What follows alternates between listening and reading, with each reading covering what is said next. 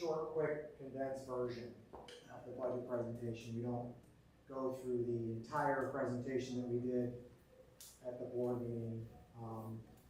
And I might assume that you might be familiar with some of it before you came, either with newsletter or previous meetings or YouTube videos.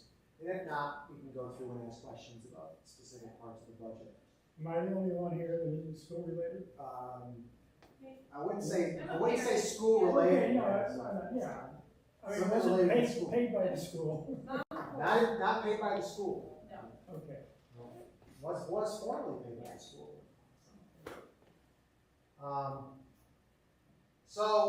As always, goals and objectives of our budget is to maintain and add high-quality programs and services for students.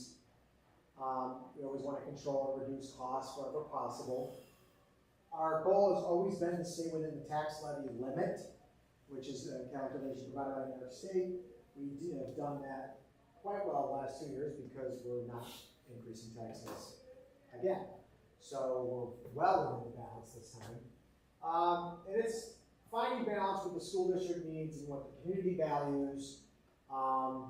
Forward thinking. So budgeting is not a one-year deal. It really isn't. It is a multi-year process. We work that way. We try to build a financial strategy over time.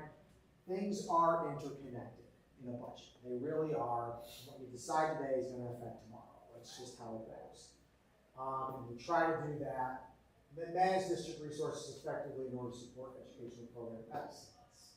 So here's the budget at a glance. Total revenue is a $52.8 million budget. Expenses obviously match revenue, and that's the way we balance the budget. The biggest increase this year is certainly in state aid. State aid is 27 and change, has gone up 13.98%, almost 14% in state aid. The biggest increase there is coming in foundation aid. So the explanation of that increase comes from New York State in the last couple of years, and for many years, has been going through a court battle with foundation aid. Many years ago, under Governor Cuomo, the foundation aid was not fully funded by the state. And it was taken by some school district, I don't know exactly who it was, fought this in the courts. It's been sitting in the courts for many years now, and it has finally now been settled. And now foundation aid is being required under that ruling to be fully funded. The way the state is going to do that is do that over the course of 2 years to fully fund. So you're seeing a pretty large increase in our foundation aid, is what the increase you're seeing there.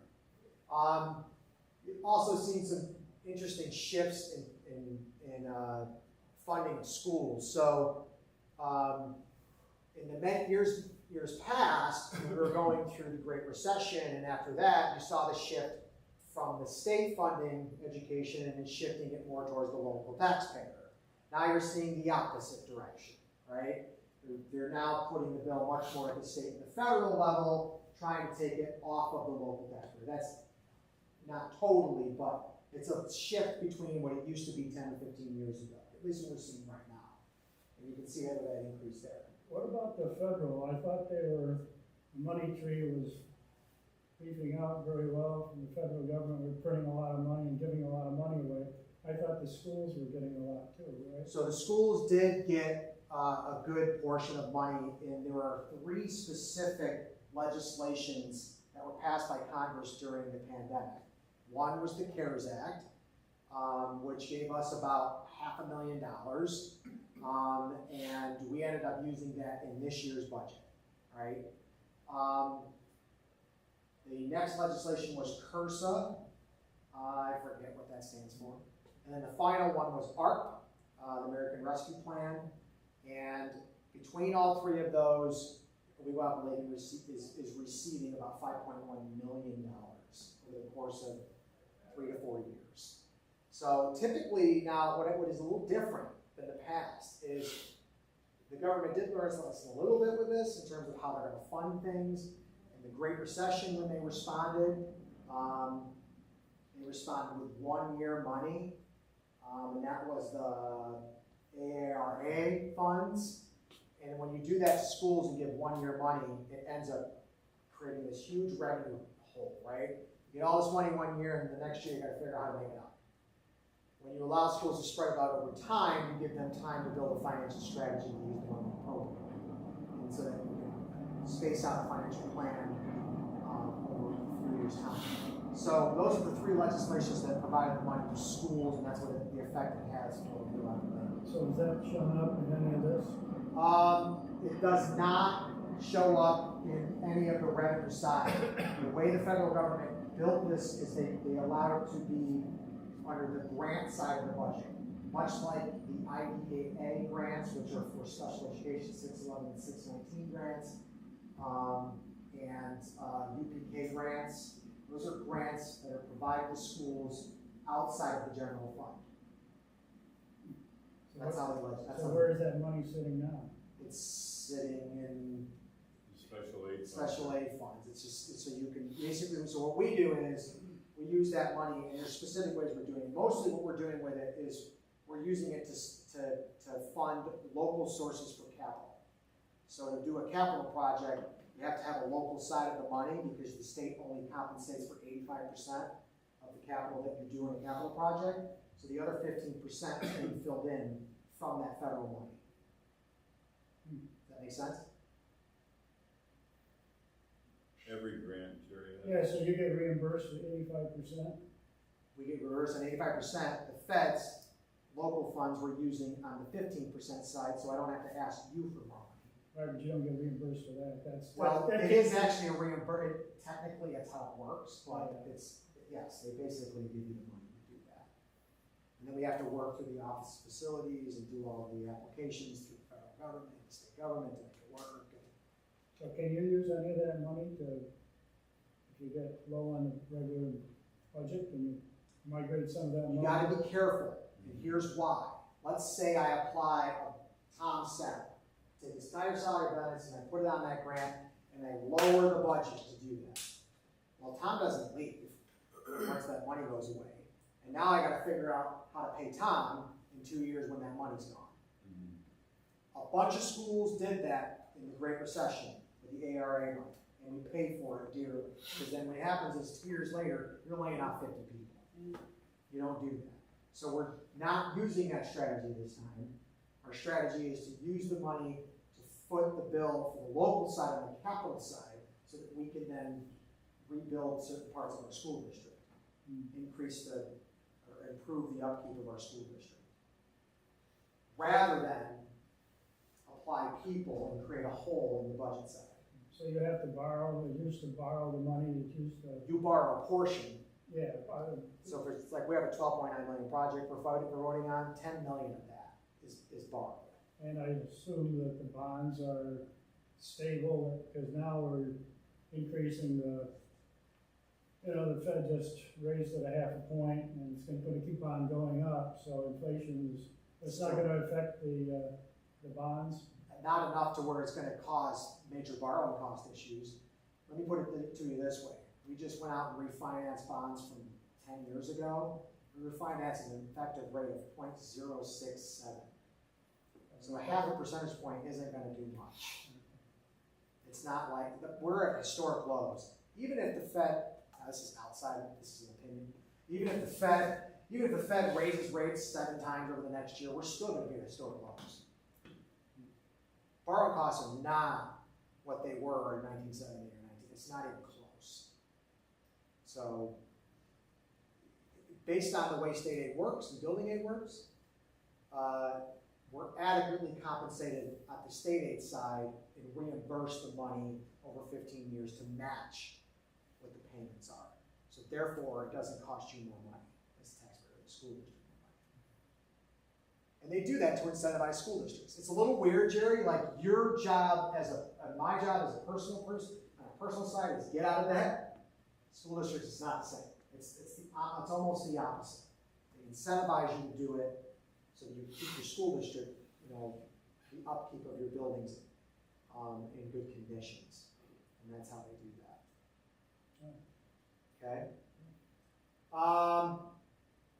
So property tax levy is gonna stay exactly the same as it's been for the last 2 years, 17.9, so it's a 0% rate this year. Reserve and fund balance, we're not using any reserves, and there is certainly no budget gap. This is our projected revenue picture. You can see that the state aid side is where you're seeing that biggest increase. Part of that is building aid, and part of that is foundation aid increase.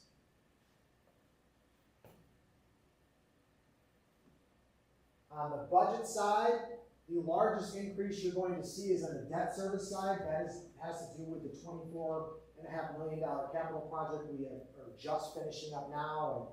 And you can see that this steam room is actually part of that project. Appalachian is getting its upgrades, OFA is getting its upgrades. We're going to close out that project in mid-September, fully close it out in November with submission to the state. And what that means is that our debt service is going to go up $1.4 million as we guys start paying the debt on that. However, there is matching building aid coming on the other side, on the revenue side. So what you see is this $3.3 million increase over here in aid, $1.4 million of that is the building aid coming in to match the debt service increase. And that's how you don't tax the public additional money to pay for capital. Let's see. Benefits and salaries are obviously where the increases are, benefits being one of the bigger ones. About a little over $500,000. Has the contract gone through, or you're negotiating again this year? We are in the middle of negotiations with the Teachers Association, and we have completed negotiations with the Employees Association. But yet you know how much they're gonna go up? Or is Can that based on project, the current contract? it's based on current contract and the closed contract for the OAE. And what was the rate? What was the increase in benefits? Yeah. $560,000. No, in percentage for Health insurance, budgets, I guess. for budgets wise, it was a 4% increase budget to budget. We'll get the health insurance later, right? Yeah, sure. Included in the budget, maintain and enhance current programs. We made a conscious choice at the elementary schools to add sections into our grade levels. So it's a different philosophy. The old philosophy was that you have higher class sizes, and when kids struggle and need intervention, that they come out of the room and go to an interventionist. We decided to take an opposite approach and to add a teacher in each section and lower the class size down so that teachers can then intervene with a smaller number of kids. Different level of philosophy, right? So you can either have 22 or you can have 15. It's a matter of, that added teacher and what it does. So we're taking that philosophy last year or this year and into next year and continuing that. We are continuing to increase our CTE programs. We have ag, heavy machinery and equipment. We have building instruction systems, personal training, video production, and I think that's it. So, and then of course our enrichment programs, which we have 1,000 kids here all summer long through our enrichment programs and summer camps, plus after school programs, STEAM or STEM being one of the big ones. We are adding, it says elementary music teacher, it's going to end up being a secondary music teacher. We're going to have a secondary music teacher who's deciding to come to Appalachian. He wants to come down, and I shouldn't say down, it's really important to get the foundational skills down at the elementary school. Wants to do that, which means we're going to make a hire over at the middle school for a music teacher. We have applicants right now for library reading specialists, and we'll begin interviews probably next week. We have student support services, school psychologist, school worker, social worker, psychologist is hired. social worker is in the works, and the elementary guidance counselor is set. All set and in place, which is really important for student services. We need to have adequate supports in place for our kids. This is an area where you just need the professional people to do that work. You cannot ask classroom teachers to be mental health professionals. They already have a substantial amount of things that they have to take care of. It doesn't mean they're not part of the process. It's just that you can't ask them to do that as well. So we have to have the right supports in place for kids, and that's what we're doing. We continue to implement our career pathways and service learning opportunities. So we're continuing our co-ops, our internship expansion, college credits, and if you can talk to any one of our kids that go through our high school, there are kids walking out of our high school with large amounts of college credits. And that is not something to take lightly, because we're talking about real money for people. We're talking about financial gain for people as they go into school and earn these credits, and then in a lot of ways can be starting school a little bit further along when they get into college. And there'll be probably this next year, you're going to see one of the highest numbers of the next 2 years of kids actually graduating with their associate's degrees. That number just keeps climbing. Are there requirements on the teachers that teach these courses for college credits that they're maybe not, you know what I mean? There's got to be different levels of bachelor's or master's. No, they have to meet the requirements of the college. So we have been in situations where we have to move people and say, I'm sorry, you're not qualified to teach this course. And they have to go and teach something else to put someone in place who is qualified to teach that course so that the kids can earn college credit.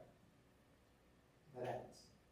So that's New York State. I mean, That I is. don't know what college, you know. We work through Tompkins County Community So College. that's the one you use. Tompkins, Portland, Community College. DC3. So.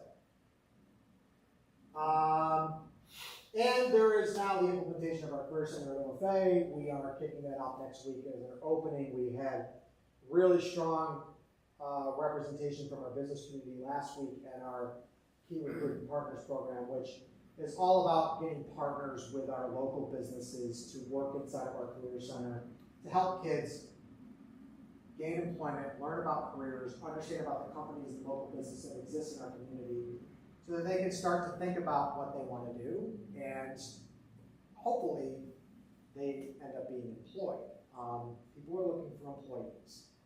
Companies are looking for employees. What I would say about that, and I'll just say, here's the story I would say. So my uncle went to North High School in Binghamton, and IBM walked in and hired him out of North. He became a software engineer over 30 years, and he did quite well. He does not have a college diploma or anything else.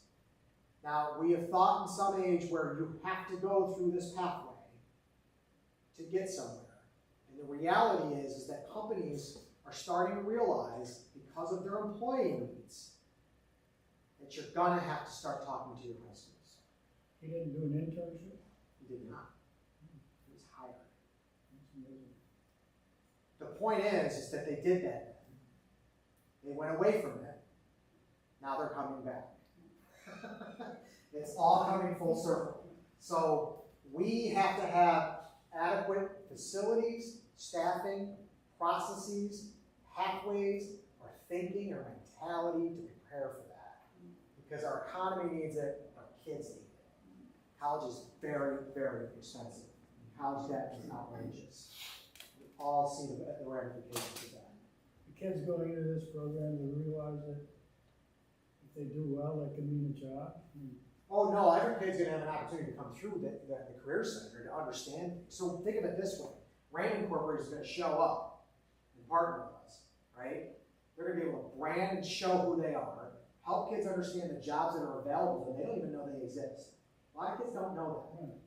So now they're gonna start to make relationships and start to get to know these kids and somewhere along that line, you're gonna watch kids start to get hired. Without actually working for Raymond on the summer or so. They might, that's That's what typically I how it did. works. We do That's that what with I Lockheed did. now. IBM used to do it, you'd Yep. hire somebody, the guy was no good, you never hired him back, and That's if the you call. don't, you hired him. That's the co-op. So we do that with Lockheed Martin now, we do that with BAE, and we do that with George Industries and New Visions and everything. And those kids, that's what's happening. Yeah. So a couple years ago, we had a kid, we did that with, we started out with Lockheed, he signed for $20 an hour. Just like that. Now, if you're 17 or 18 years old, you're walking out of high school, that's a pretty good job. So, it's just, the economy's changing on us. And we have to prepare and understand that. I've never seen someone help on its own. Oh, it's real. Absolutely real. Corey and I went to the next energy webinar or conference and meeting at BU a few weeks ago, and that's all about BU's work to try to get the battery factory inside of World IBM's facilities, right? Yeah. And the Nobel Prize winners there, right? They got a good shot at it. But every single employer there that was there, they all said the same thing. We just can't find people. We need people back. So we're trying to think. So that's the budget presentation. We've already had, the budget has been approved by the board on April 18th. This is our first budget session, information session. We'll have official public hearing at the district office on May 9th. And then, of course, the annual vote is May 17th. Any questions? That's it? That's it. Okay. Well, let's start with how are you saving the money then with the healthcare? I mean, what have you done with the healthcare system for the teachers and the employees that now is going to save both of us? Versus what you were doing. You mean? Well, you were in a consortium, you're not in Okay. a consortium anymore. Yes. Right? Well, what have you changed that's So, making the a couple difference? things have happened. The first change we made was we got out of the Broome, Tioga, Delaware, BOCES consortium. And by doing that, it allowed us to make some choices, right? We're able to, first of all, we have to deliver the same health plan based on contract, right? But not at the same cost. But maybe not at the same cost. Correct. It allows us to get a little bit more competitive rates. It's not as competitive as you think. Insurance company, Blue Cross is still Blue Cross. All right, still same carrier, right? But it allows us in a self-insured environment to build in mechanisms so that we can then manage it a little better. For example, now we're required to have, or we have stop loss insurance, for example. Okay. Stop loss basically says that, let's say a claim climbs above $100,000. Anything above $100,000, we are now reimbursed for any of those costs above that. And so what that does is it controls costs from getting these massive claims that come in and create huge financial liabilities to the school district. So it allows us to do that. We couldn't do that in consortium, right? And we can shop for that, right? We can technically shop for the administrative pieces inside of the insurance. We can, but in general sense, the costs are turning out to be about the same. But it now puts us in a position where we can actually negotiate with the unions to opt for other options. All right, that was the whole purpose of getting out of the consortium, so that we could have a negotiation. Because before there was nothing to negotiate. That's the plan. You pay the bill. All right. Now that we've done that, we've just completed negotiations with the OIEA, the Employees Association, and they are going on same plan, but it's a high deductible health plan.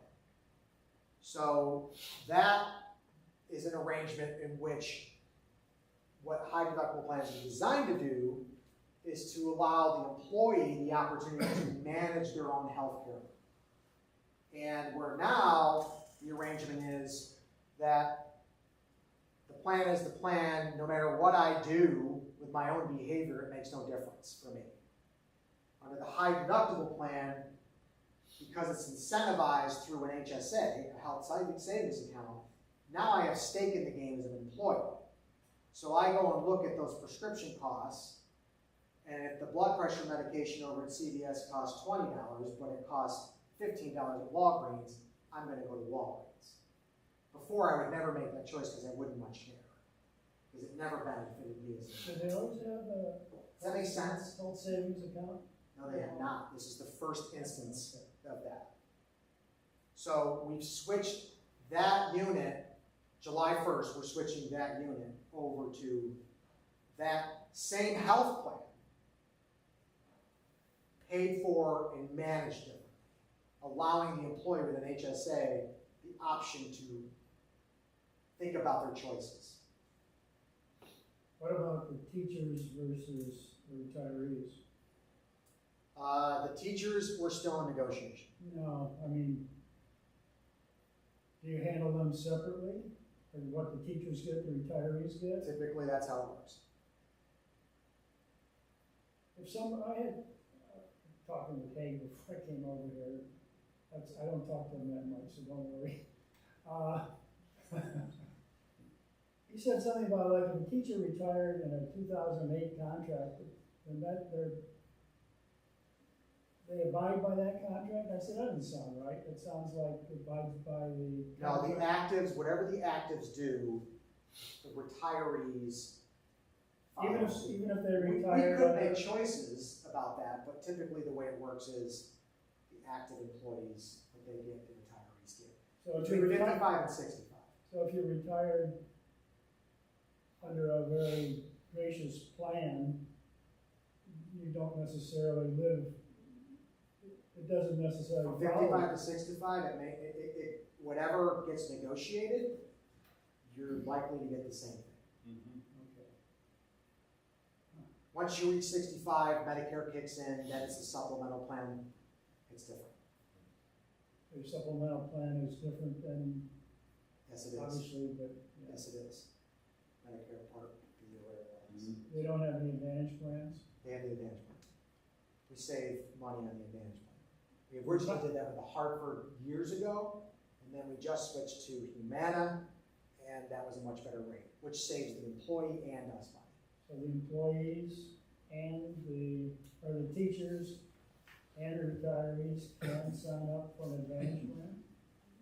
No. We're talking about retirees 65 and over. Only retirees? Yes. Yeah, I guess you have to be retired to get that, don't you? Just so you understand that on the health side, with the new HSA high deductible plan, that benefits the district and the employee because the rate typically is better.